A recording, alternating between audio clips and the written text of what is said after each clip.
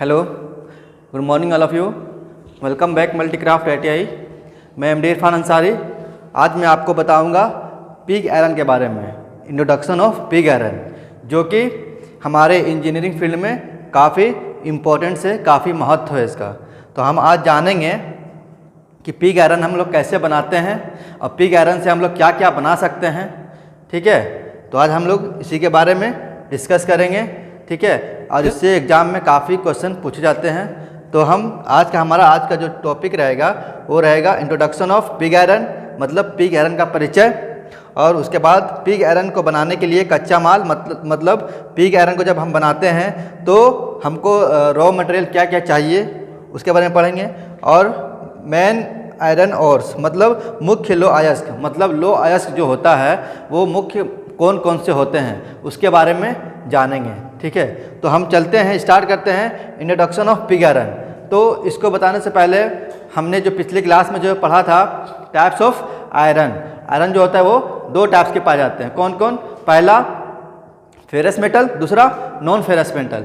Ferrous metal उसे कहते हैं जिसमें आयरन की मात्रा होता है, उसे क्या कहते हैं? उसे फेरस मेटल कहते हैं। जैसे pig iron, cast iron, wrought iron, steel, ये सब मिश्र धातु, ये सब क्या है? एलॉय मेटल, सब क्या है? इसमें आयरन की मात्रा पाई जाती है। मतलब जिसमें आयरन का कुछ ना कुछ भाग रहेगा उसे क्या बोलेंगे? फेरस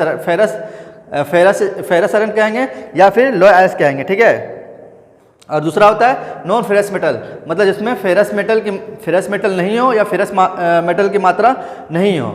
जैसे कि वैसा मेटल जिसमें आयरन की मात्रा नहीं हो, जैसे कि हमारा क्रोमियम हो गया, मैग्नीशियम हो गया, एल्युमिनियम हो गया, कॉपर हो गया, सोना हो गया, सिल्वर हो गया। इसमें क्या होता है? इस सब में आयरन की मात्रा नहीं रहता है, तो उसे हम क्या कहते हैं? उसे हम नॉन फेरस मेटल कहते हैं, मतलब जिसमें आयरन की मात्रा नहीं हो। ठीक है, और उसके बाद हम जानते हैं कि हम लोग स्टील और आयरन की बनाने की प्रक्रिया, तो हम लोग डायग्राम के माध्यम से समझाए थे आपको।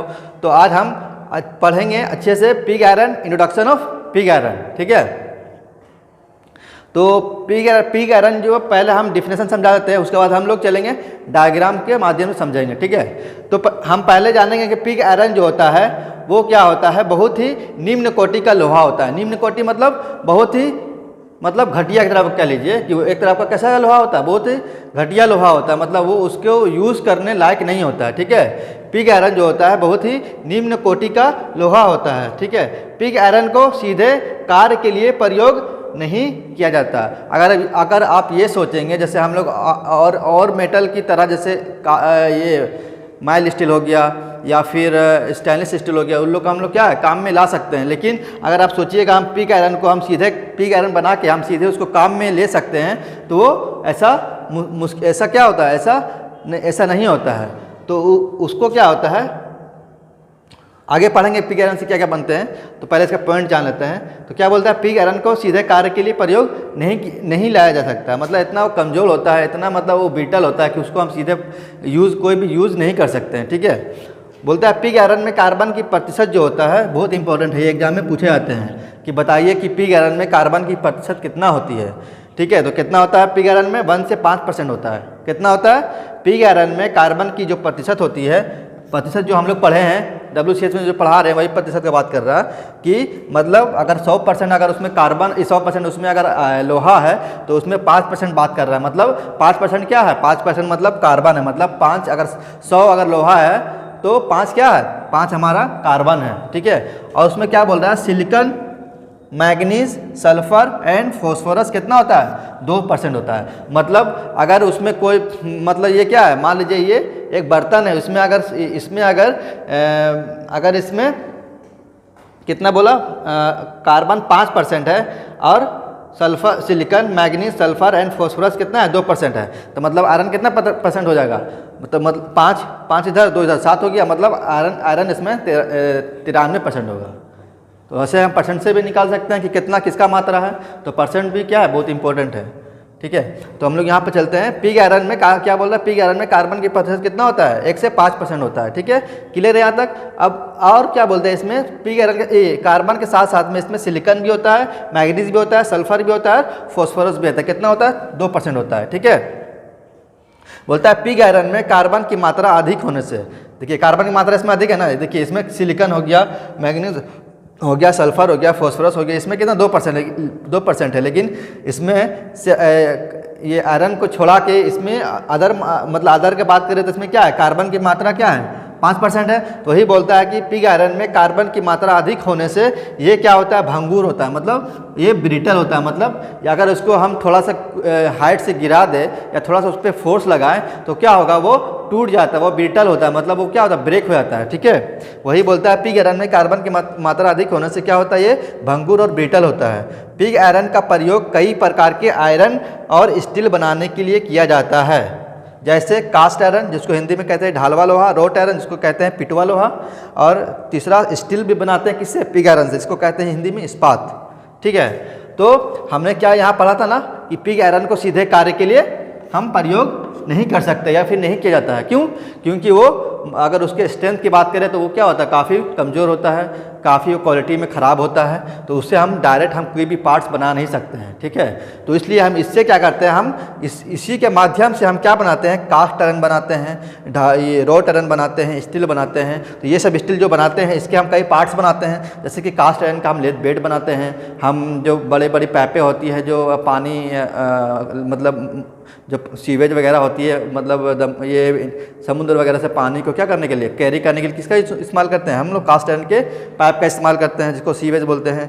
ठीक है, रोट आयरन तो जान ही कर रहे हैं, ये काफ़ी मजबूत आयरन होता है, सभी लोहे में से ये रोट आयरन क्या होता है, काफ़ी स्ट्रॉन्ग होता है। ठीक है, और इसको कहते हैं हिंदी में पिटवा लोहा। इसके कई सारे ये पार्ट्स बनाए जाते हैं, जैसे आप ये जो जेसीबी जो होता है उसका जो क्रेन हुक होता है वो रोट आयरन के बनाए जाते हैं। ठीक है, स्टील तो आप सभी जान रहे होंगे, स्टील जो काफ़ी फेमस मेटल है।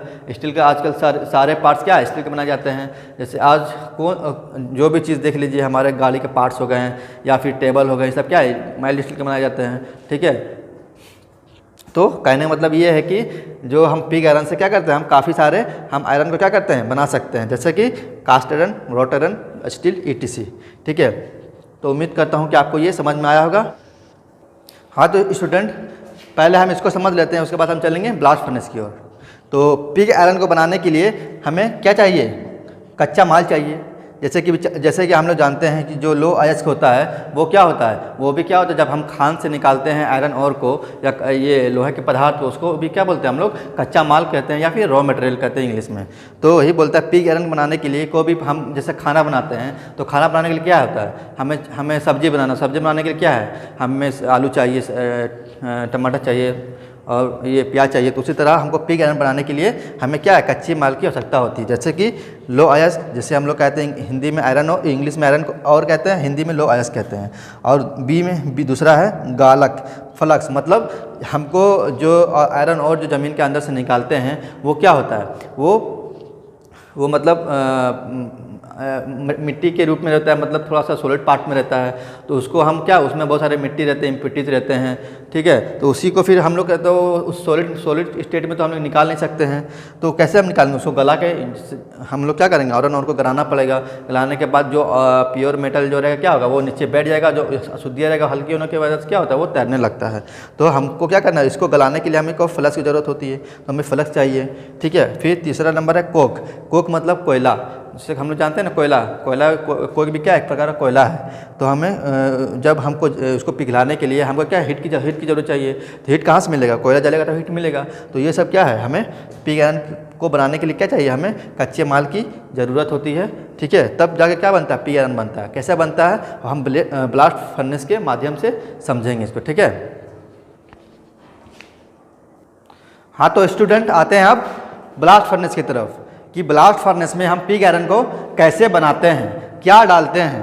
ठीक है, ब्लास्ट फर्नेस कैसा बना होता है, तो हम जानेंगे, एक एक करके डिस्कस करेंगे कि ब्लास्ट फर्नेस होता क्या है। देखिए, इसको ये जो बाहरी ये जो डिजाइनिंग किया हुआ ये इसी को कहते हैं, ये पूरा ब्लास्ट फर्नेस है। ठीक है, इसमें क्या होता है, इसमें हम ये पिग आयरन बनाने के लिए इसमें हम क्या डालते हैं, चार्ज डालते हैं। क्या डालते हैं, चार्ज। तो चार्ज में क्या रहता है, तो चार्ज में रहता है उसको हम इस तरह चार्ज डालते हैं, मतलब एक तह, जैसे हम लोग कोई एक लेयर होता है ना, तो पहले ये देखिए लेयर बना हुआ। ठीक है, एक ग्रीन है, एक वाइट है और एक येलो है। तो हम क्या करते हैं, इसके अंदर हम चार्ज मतलब एक लेयर की जैसा हम क्या करते हैं, इसके अंदर चार्ज डालते हैं। ऊपर में कोक रहता है, ठीक है, जिसको हम लोग कोयला के नाम जानते हैं, ठीक है, और बीच में रहता है और जो हमारा आयरन और होता है, जो हमने जो जानते हैं कि हम कोई भी जो कोई भी हम आयरन जो बनाते हैं, जो ज़मीन के अंदर से खान से निकालते हैं आयरन ओर्स, उसे क्या बोलते हैं, उसे हम लोग और के नाम जानते हैं।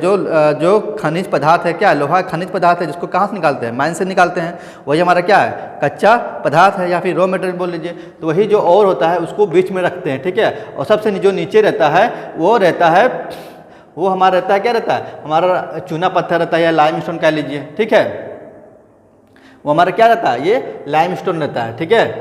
तो हम उसको एक लेयर, मतलब एक लेयर की तरफ, लेयर के जैसा क्या करते हैं, हम उसको लेयर मतलब एक के ऊपर एक, पहले ये कौन रहता है, कोक रहता है, उसके बाद और रहता है, उसके बाद क्या, लाइमस्टोन रहता है। उसको हम क्या करते हैं, फिर यहाँ से हम हॉट एयर डालते हैं। जब हॉट एयर डालते हैं तो क्या होता है, वो क्या होता है, हॉट एयर जो होता है वो कोक मतलब कोयला के साथ क्या, मतलब वो हॉट एयर मतलब इतना हॉट रहता है कि कोयला को क्या करता है, इसको जला देता है, ठीक है।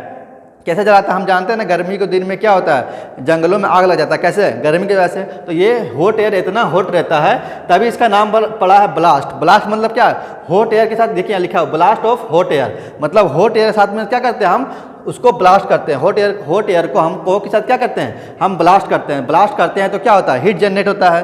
तो हीट के वजह से क्या होता है, जो हमारा और होता है, और के साथ जो अशुद्धि होता है वो क्या होता है, गल जाता है, गलने लगता है। तो गलने लगता है तो क्या होता है, गलने के बाद जो होता है वो जो जितना इम्प्यूरिटीज रहता है वो हल्के होने की वजह से क्या होता है, इम्प्यूरिटीज वो तैरने लगता है, वो ऊपर की ओर आ जाता है। और जो मेटल क्या होता है, मेटल जो होता है वो क्या जानते हैं कि भारी होता है, तो वो भी गल जाता है। लेकिन वो क्या होता है, उसके तुलना में जो मतलब दोनों का जो लिक्विड रहता है वो लोहा जो होता है उससे भारी होता है, जिससे की वजह से वो ये ब्लास्ट के ये लेयर नीचे की मतलब इसके बॉटम पार्ट्स में क्या होता है, जमा हो जाता है, ठीक है। तो हम फिर क्या करते हैं, यहाँ पे एक प्लग होता है, प्लग होल्स। तो जब गला हुआ मेटल जब नीचे बैठ जाता है और जो अशुद्धि जो होता है, जो अशुद्धियाँ जो रहता है वो क्या होता है, तैरने लगता है। वो अशुद्धियाँ क्या होता है, वो तैरने लगता है। तो हम क्या करते हैं, यहाँ से प्लग, ये मोल्टेन मेटल को रहता है, यहाँ से हम क्या करते हैं, प्लग होल को खोलते हैं और यहाँ से हम मेटल निकाल लेते हैं, ठीक है। या फिर ये कह लीजिए जिस तरह यहाँ प्लग है मोल्टेन आयरन के लिए, उसी तरह यहाँ प्लग है किसके लिए, स्लेग के लिए। यहाँ पर देखिए लिखा हुआ होगा प्लग होल ऑफ स्लेग, यहाँ पे लिखा हुआ है plug hole of molten iron. Molten मतलब पिघला हुआ, आयरन मतलब लोहा, पिघला हुआ लोहा मतलब पिघला हुआ लोहा। हम इसको नहीं करते, इसको ढाल लेते हैं। यहाँ से एक होल रहता है, यहाँ से एक वाल्व रहता है, यहाँ से क्या करते हैं हम यहाँ का वाल्व खोल लेते हैं और यहाँ से मोल्टेन मेटल को निकाल लेते हैं। कास्टिंग मतलब हम किसी और बर्तन में क्या करते हैं, हम मोल्टेन मेटल को रख लेते हैं, ठीक है।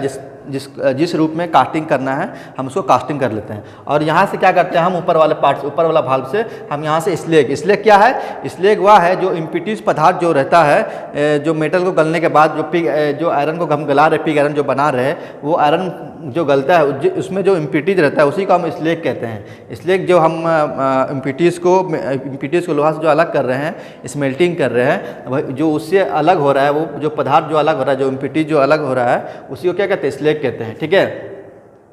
और जो इसमें जो होता है, इसमें नीचे वाला जो टेम्परेचर होता है, मतलब इसमें जो नीचे वाला जो इसमें 3 पार्ट्स होता है, एक बॉटम पार्ट्स होता है, एक मिडिल पार्ट्स होता है, एक टॉप पार्ट्स होता है, टॉप मिडिल बॉटम, ठीक है। तो लोअर पार्ट जो होता है, या फिर बॉटम कह लीजिए या लोअर कह लीजिए, तो इसके लोअर पार्ट्स में जो टेम्परेचर होता है वो कितना होता है, 1200 से 1300 डिग्री सेल्सियस। मतलब इसके सब नीचे वाला पार्ट्स में क्या होता है, सबसे ज़्यादा टेम्परेचर होता है। फिर इसके मिडिल वाला पार्ट में कितना टेम्परेचर होता है, 800 डिग्री सेल्सियस टेम्परेचर होता है मिडिल वाला पार्ट में, ठीक है। कितना होता है, 800 डिग्री सेल्सियस टेम्परेचर। और नीचे कितना होता है, 1200 से लेके 1300 डिग्री सेल्सियस तक टेम्परेचर होता है, ठीक है। और इसके टॉप वाले पार्ट मतलब इसके ऊपर वाले पार्ट्स में, मतलब ये वाला यहाँ पर ये जो होता है, यहाँ पे जो होता है, यहाँ पे 400 डिग्री सेल्सियस मात्र होता है, ठीक है। तो कहने मतलब ये बोल सकते हैं, इसके जो ब्लास्ट फर्नेस के सबसे नीचे वाला सतह जो होता है, वहाँ पे टेम्परेचर जो होता है वो क्या होता है, वहाँ पे सबसे ज़्यादा होता है। कितना होता है, 1200 से 1300 डिग्री सेल्सियस। और जो उसके मिडिल में होता है वो कितना होता है, 800 डिग्री सेल्सियस। और जो उसके टॉप वाले पार्ट्स में होता है उसमें होता है 400 डिग्री सेल्सियस, ठीक है। और ऊपर में ये क्या, यहाँ पर भी क्या भाल्व है, यहाँ से क्या होता है, यहाँ से हम वेस्ट गैसेस क्या होता है, उसमें जो गैस होता है जब हीट होगा तो उसमें क्या होगा, गैस भी प्रोड्यूस होगा। तो गैस होगा तो क्या होगा, यहाँ से उसके लिए पैसेज छोड़ा गया ताकि गैस क्या हो जाए, यहाँ से आउट हो जाए, मतलब यहाँ से बाहर निकल जाए। ठीक है, तो हम जान गए हैं कि ब्लास्ट का नाम क्यों पड़ा है, क्योंकि जब हॉट एयर से हम हॉट एयर को जब हम कोक से जब हम हॉट एयर जब डालते हैं तो कोक के साथ क्या करता है, वो ब्लास्टिंग करता है, इसलिए हम लोग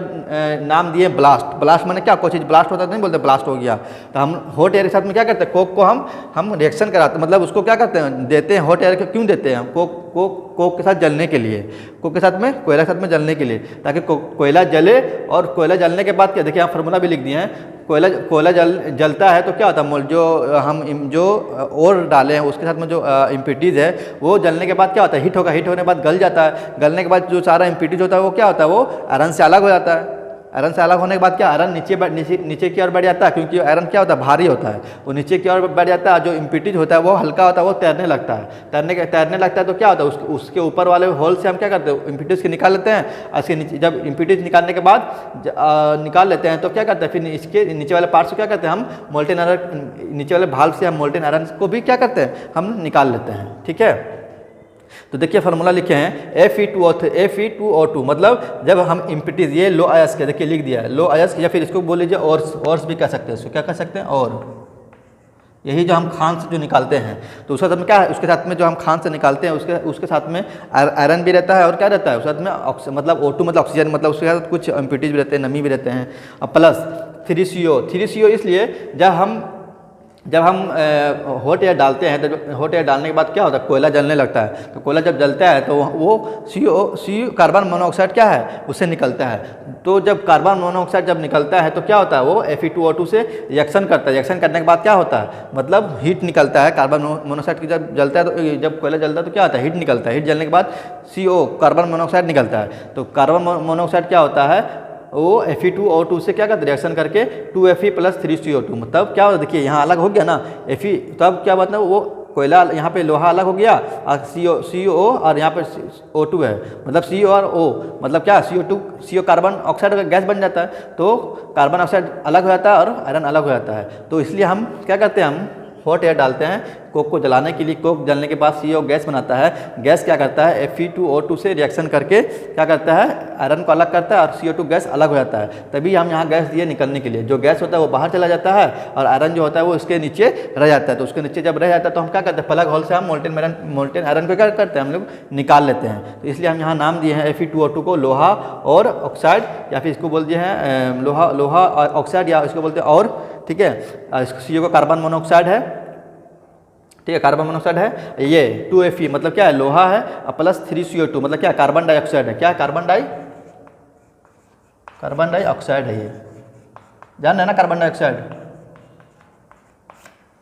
डाइऑक्साइड है। ठीक है, तो उम्मीद करता हूँ कि आपको ये समझ में आया होगा। अब चलते हैं इसके पॉइंट्स के बारे में कि ये ब्लास्ट फर्नेस जो होता है इसका हाइट कितना होता है। ब्लास्ट फर्नेस का जो टोटल हाइट होता है यहाँ से लेकर कितना, ये होता है 25 से 40 मीटर। पूछ लेता है कभी एग्जाम में कि ब्लास्ट फर्नेस का हाइट जो होता है वो कितना होता है, 25 से 40 मीटर होता है। और ब्लास्ट फर्नेस की डायमीटर कितना होता है, ब्लास्ट फर्नेस का डायमीटर बोलो तो ये यहाँ से, मतलब इसका जो व्यास होता है यहाँ से लेकर इतना जो व्यास होता है, इतना जो व्यास होता है, ये यहाँ से कितना है, वो कितना होता है, वो होता है जनरली 6 से 9 मीटर तक होता है। कितना होता है, 6 से 9 मीटर तक होता है। ब्लास्ट फर्नेस के अंदर चारों ओर, बोलता है ब्लास्ट फर्नेस के अंदर चारों ओर क्या होता है, 5/4 से लेके 3/2 मीटर तक क्या होता है, फायर ब्रिक की दीवार होती है। मतलब इसका मतलब इतना मतलब क्या बोल रहा है, 1/4 से लेके इतना मीटर तक, मतलब इसका एक अगर काटेंगे कितना हो जाएगा, उसको जब डिवाइड दीजिएगा तो 1 पॉइंट समथिंग कुछ आएगा। मतलब इतना मीटर तक की क्या ब्रिक का दीवार होता है। ठीक है, ये क्या होता है, अंदर से दीवार होता है कि इसका ब्रिक मतलब ईंटे की क्या होता है, इसको सरिया के एक इस शेप का आकार बना होता है। ठीक है, जो क्या दीवार बना होता है। कैसे हम लोग घर में रहते हैं तो घर में क्या ईंटा बनते हैं, उसी तरह इसको दीवार अंदर किससे बना होता है, वो ईंटे से बना होता है। कितना, इतना मीटर, मतलब इतना मीटर क्या है, इतना मीटर इतना मीटर मतलब लंबाई होगा, मीटर क्या लंबाई मापते हैं, तो 5/4 से 3/2 मीटर फायर ब्रिक की दीवारें बनी होती है। इसमें 16 नोजल, देखिए यही जो हॉट एयर दे रहे हैं ना, इसमें इसी तरह कितना 16 नोजल लगे होते हैं। किस लिए? वो हवा देने के लिए। क्या किस लिए देने के लिए? 16 ये हवा हॉट एयर देने के लिए। वो कोक ऐसे नहीं जलेगा ना, उसमें हॉट एयर, तो हॉट एयर कितना तरह से देंगे, मतलब कितना मतलब ज़्यादा लगाएंगे तब ना हॉट एयर ज़्यादा आएगा, तो क्या कोक इजली से जल जाएगा। तो उसमें कितना नोजल लगे होते हैं? 16 नोजल लगे होते हैं, ठीक है। ब्लास्ट फर्नेस में 800 से 1200 टन तक आयरन मेल्ट गलाया जा सकता है। बोलता है इसमें जो होता है, इसमें कितना टन तक हम लोग आयरन गला सकते हैं? वो गला सकते हैं 800 टन से लेके 1200 टन तक क्या कर सकते हैं हम? आयरन इसमें गला सकते हैं, ठीक है। तो उम्मीद करता हूँ कि आपको ये डायग्राम समझ में आया होगा, ठीक है। और अब चलेंगे नेक्स्ट टॉपिक तरफ, मुख्य लो अयस्क मैन आयरन। मतलब मैन आयरन का जो अयस्क होता है, मतलब जो हम लोग आयरन और जो ज़मीन के अंदर से निकालते हैं, वो मेनली 4 प्रकार के मिलता है। कितना प्रकार के? 4 प्रकार के, ठीक है। मतलब जो आयरन और मिलता है वो कितने प्रकार के मिलते हैं? 4 प्रकार के मिलते हैं, ठीक है। इसमें पहला नाम है हेमेटाइट, मैग्नेटाइट, लिमोनाइट, सीडेराइट। ये समझ रहे हैं ना, मतलब मिनरल्स। ये क्या है? मुख्य लो अयस्क, मतलब जो हाँ ज़मीन जैसे कोयला निकालते हैं, कोयला भी क्या होता है? बहुत तरह का होता है। तो उसी तरह का क्या होता है, जो लो अयस्क होता है वो भी बहुत तरह के ज़मीन के अंदर से मिलते हैं। तो उसका भी क्या है? क्वालिटी होता है। तो उसमें कौन कौन से प्रकार है, किस प्रकार में कितना हाँ ये आयरन का परसेंटेज कितना होता है, तो हम उसको जानेंगे। तो देखिए ये बोल रहा है मुख्य लो अयस्क किसका? मैन आयरन ऑर्स का। तो देखिए मिनरल्स, तो मिनरल्स को क्या बोलते हैं हम लोग? जो मिनरल्स है या खनिज पदार्थ को क्या बोलते हैं? जो हम लोग जब बोले ना कि हम लोग जो लोहा निकालते हैं वो एक तरह का खनिज पदार्थ है, जो खानों से निकालते हैं। वो कैसा होता है? वो कच्चा पदार्थ होता है। तो जमीन के अंदर जो निकलता है वो क्या है? वो मिनरल्स होता है, वो खनिज पदार्थ होता है। तो कौन कौन से होते हैं? हेमेटाइट होते हैं, मैग्नेटाइट होते हैं, लिमोनाइट होते हैं और सीडेराइट होते हैं। इसका फार्मूला होता है हेमेटाइट का Fe2O3, मैग्नेटाइट का होता है Fe3O4, लिमोनाइट का होता है Fe2O3 3s2 होता है, और सीडेराइट का होता है FeCO3, मतलब आयरन कार्बोनेट, ठीक है। तो इसका जो इसमें जो हेमेटाइट में कितना परसेंटेज होता है, देखिए मैंने लिख दिया यहाँ पे। मिनरल्स इतना है, 4 मिनरल्स है, इसके फार्मूला ये सब होते हैं। और परसेंटेज ऑफ आयरन, मतलब कौन से मिनरल्स में कितना परसेंट क्या होता है? आयरन होता है।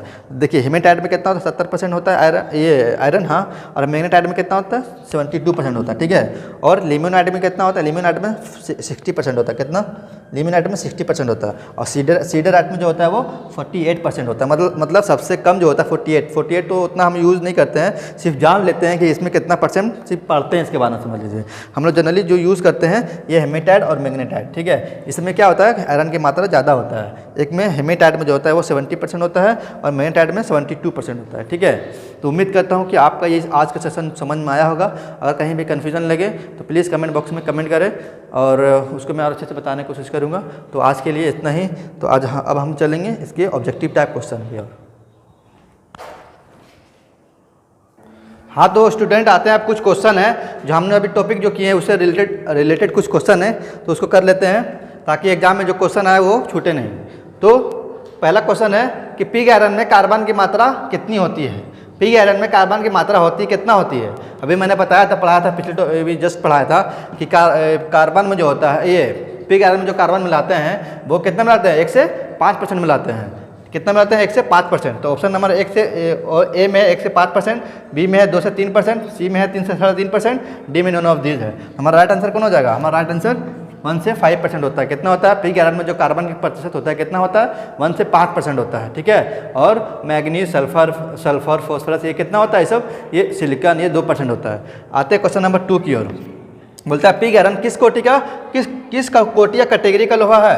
बोलता है पिग आयरन जो होता है वो किस कैटेगरी का लोहा होता है? अच्छा होता है, बैड होता है, वेरी गुड होता है, गुड होता है, या इनमें से कोई नहीं? तो हम जानते हैं कि जो पिग आयरन होता है वो बैड कैटेगरी का होता है, वो अच्छा क्वालिटी का नहीं होता, वो निम्न कोटि का लोहा होता है, उसको हम डायरेक्ट काम में नहीं ले सकते। तो ये किस कोटि का होता है? ये बैड कैटेगरी का होता है, ठीक है। आते हैं क्वेश्चन नंबर 3 में। ब्लास्ट फर्नेस की हाइट, ये इसका मैंने बताया था कि ब्लास्ट फर्नेस का हाइट जो होता है यहाँ से लेकर इतना जो हाइट होता है वो कितना होता है? वो होता है 25 से 40। कितना होता है? 25 से 40 होता है ना। 25 से यहाँ से लेकर इतना ऊंचाई कितना होता है? 25 से 40 होता है, ठीक है। तो कहाँ 25 से 40 है? बी है, ऑप्शन नंबर बी। आता है क्वेश्चन नंबर 4 की ओर।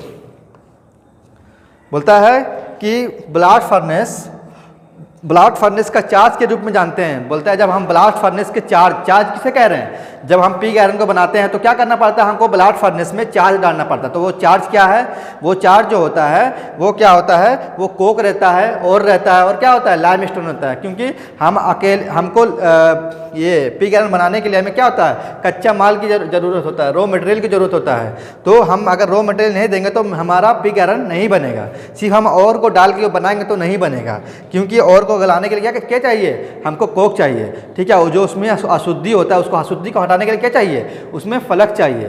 तो ये सब क्या है, ये सब कच्चा माल है जो क्या है हमको पिग आयरन बनाने के लिए क्या है हमें चाहिए होता है। ठीक है, तो वही बोलता है ब्लास्ट फर्नेस का चार्ज के रूप में जानते हैं। तो चार्ज के रूप में क्या होता है, उसमें कोक होता है और होता है लाइमस्टोन होता है। देखिए ऑप्शन नंबर ए में कोक है और है लाइमस्टोन है, बी में कार्बन है, मैग्नीज है, सी में कार्बन आयरन है और कार्बन है, डी में नॉन ऑफ दीज है। तो हम जानते हैं कि हमको कोई भी ब्लास्ट फर्नेस मतलब ब्लास्ट फर्नेस से हमको पिग आयरन बनाने के लिए हमें चार्ज क्या देना पड़ेगा, हमको कोक देना पड़ेगा और देना पड़ेगा लाइमस्टोन देना पड़ेगा। हमारा ऑप्शन नंबर ए सही हो जाता है। ठीक है, तो उम्मीद करता हूँ कि ये क्वेश्चन भी आपको समझ में आया होगा और उम्मीद करता हूँ कि ये सेशन पसंद आया होगा। तो अगर अच्छा लगे तो प्लीज़ वीडियो को लाइक और शेयर करें।